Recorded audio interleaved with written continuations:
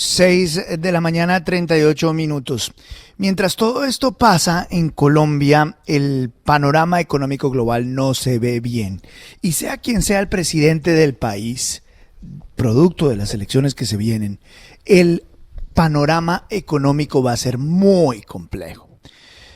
Esto basado principalmente en las cifras que está dejando la economía de Estados Unidos, que ayer en su lectura trimestral mostró una caída mucho mayor a la anticipada.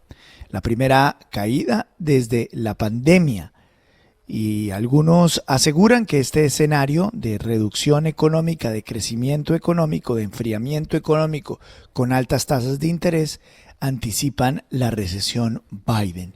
Vamos a analizarlo. Este tema tan importante. Está con nosotros uno de los economistas más destacados de la región, uno de los analistas más certeros que hay en habla hispana, el señor Jorge Suárez Vélez, escritor, economista, analista financiero, periodista, autor del libro La próxima gran caída de la economía mundial. Doctor Jorge Suárez, gracias por acompañarnos. Buenos días. Hola, buenos días, Luis Carlos. Gracias por darnos algunos minutos acá en la FM. ¿Lo asustan los números de decrecimiento económico presentados ayer? No, realmente no. Creo que, hay que ver que veníamos de un crecimiento del cuarto trimestre de casi 7%, ¿no? Y creo que hay razones bastante claras para ver a qué se debió esta desaceleración. O sea, por un lado, tenemos un déficit comercial en Estados Unidos que se expandió. Las importaciones, de hecho, aumentaron 17.7%. Esto se debe básicamente a que hay un montón de aumentos en precios que provienen de la invasión rusa a Ucrania. Y por el otro lado, la expansión de las exportaciones de Estados Unidos fue solo de 5.9%, ¿no? Porque también lo que estamos viendo es que otras regiones en el mundo están reduciendo su crecimiento. Europa en el trimestre creció casi nada, 0.2%. Vemos que China creció solamente 1.3%. Hubo una devaluación del yuan chino contra el dólar de más de 4%, nada más en este mes. Entonces, y por último, también lo que estamos viendo pues es lo que pasa cuando se retira el estímulo fiscal, es decir, ya le quitamos la ayuda a este paciente, ¿no? Que en un rato estuvo en terapia intensiva, ¿no? Y que ahora lo estamos dejando ya que ande solo, ¿no? Y pues todo eso se refleja en una reducción un decrecimiento leve en el primer trimestre para Estados Unidos de 1.4%, pero ciertamente lo que tenemos que fijarnos es en cómo están funcionando los factores más grandes que tiene esta economía. El más grande, el componente más grande de la economía de Estados Unidos es consumo, y el consumo sigue estando bastante fuerte. De hecho, creció en el trimestre 2.7%. También estamos viendo un crecimiento en la inversión privada, empresas que invirtieron más en equipo, más en investigación y desarrollo. Eso aumentó como 9%. Ciertamente las empresas acumularon menos inventarios en este trimestre, y esa acumulación menor de inventarios pues puede tener que ver precisamente con esta desaceleración que estamos viendo a nivel mundial.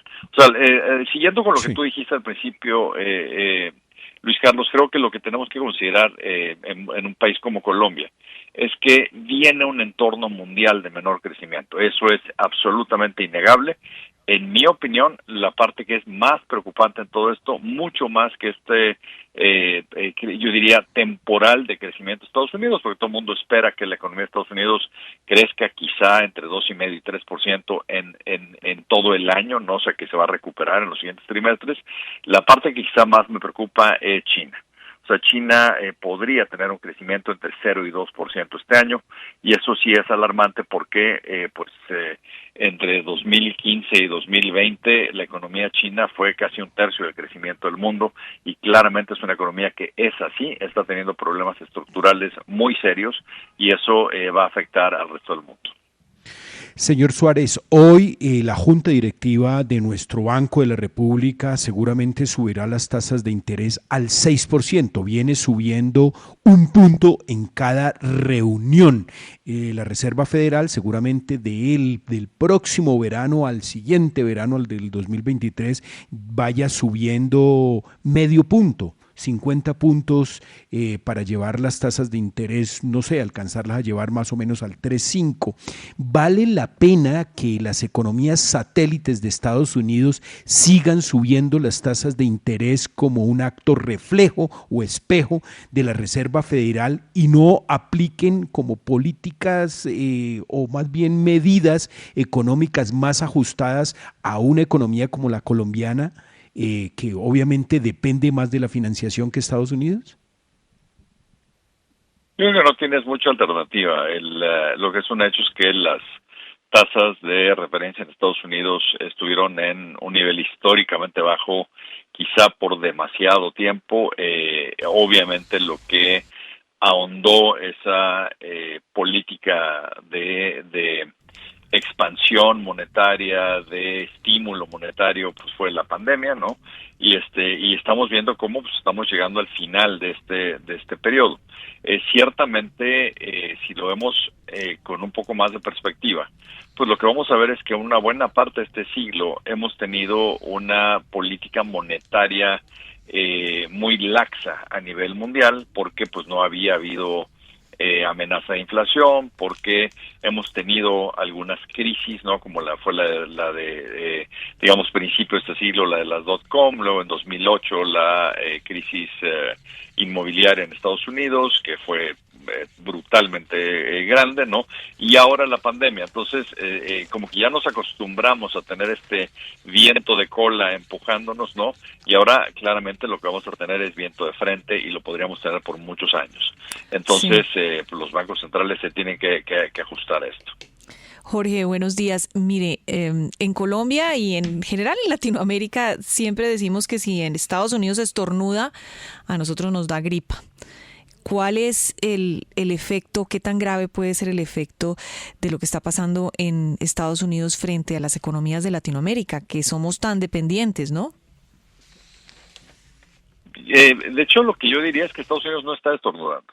O sea, Estados Unidos, lo que estamos viendo es una, digamos, normalización de la economía después de un proceso de emergencia que provino principalmente de la pandemia, de quizá una de las crisis económicas más serias que ha habido en el mundo, porque es de las pocas crisis donde podemos pensar que simultáneamente hubo una crisis en la oferta al suspenderse cadenas de suministro y en la demanda al quedarse todo el mundo en su casa y no saliendo a hacer actividades normales. Entonces, yo lo que diría es que es casi un milagro que no hayamos tenido un impacto económico mayor después de una crisis de esta magnitud, y yo creo que la humanidad se tiene que dar una palmada en la espalda de lo que hemos logrado en temas de vacunación, en temas de normalización después de una crisis que pudo haber sido devastadora. Si eso ahora le sumamos una invasión rusa a Ucrania, el primer conflicto militar en Europa desde la Segunda Guerra Mundial, pues una vez más, o sea, no estamos hablando de temas menores, pero dentro de todo esto, creo que la economía de Estados Unidos se ha defendido razonablemente bien. O sea, este trimestre de ligera contracción creo que es totalmente razonable y tiene explicaciones muy lógicas, pero no estamos pensando que esto va a continuar en los siguientes trimestres. Lo que creo que se vuelve importante, sin embargo, es que estemos conscientes de que viene un entorno menos generoso, digamos, menos fácil del que hubo en la década pasada, donde se inyectó tanta liquidez en las economías, particularmente en el caso de la economía de Estados Unidos. La inyección de liquidez ha sido enorme, y esto llevó a que hubiera mucha disponibilidad de capital, que las tasas de interés fueran muy bajas, lo cual abarató todo tipo de endeudamiento, etcétera. Pues ahora ahí viene el ciclo opuesto, ¿no?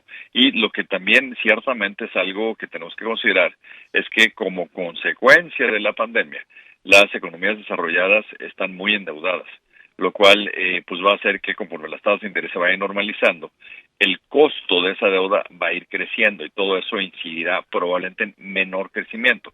Pero habiendo dicho eso, creo que también algo que tenemos que considerar es que creo que el gran ganador del entorno actual va a ser Estados Unidos. Los Estados Unidos es muy probable que va a ser el que suplirá el abasto de gas, por ejemplo, que provenía de Rusia a Europa. Estados Unidos lo que va a hacer es enviar cantidades enormes de gas licuado a Europa en los próximos años, cada vez más. Creo que el hecho de que la OTAN se esté fortaleciendo y que, por ejemplo, Alemania ha dicho que va a duplicar su gasto militar, eso le quita presión a Estados Unidos para ser ellos los que habían estado manteniendo a la OTAN. Nunca hubiéramos pensado que iba a haber este cambio terrible, bueno, no terrible, sino tremendo hacia que de repente Europa, Japón, Corea, pues ahora voltean a ver a Estados Unidos con mucho más interés ante lo que está haciéndole Rusia a Ucrania, ¿no? Lo cual para Estados Unidos también eso va a ser una gran noticia. Entonces, dentro de todo esto, yo diría que estamos en el hemisferio correcto, es decir, a la larga Estados Unidos con esto saldrá fortalecido, lo cual no quiere decir que vamos a regresar a una época de crecimiento boyante y dinero abundante. Ese se acabó, y se acabó yo creo que por muchos años. 6 de la mañana, 49 minutos. Es el doctor Jorge Suárez Vélez, uno de los economistas, analistas más importantes de la región. Don Jorge, muchas gracias por acompañarnos. Buen día. Les mando muchos saludos.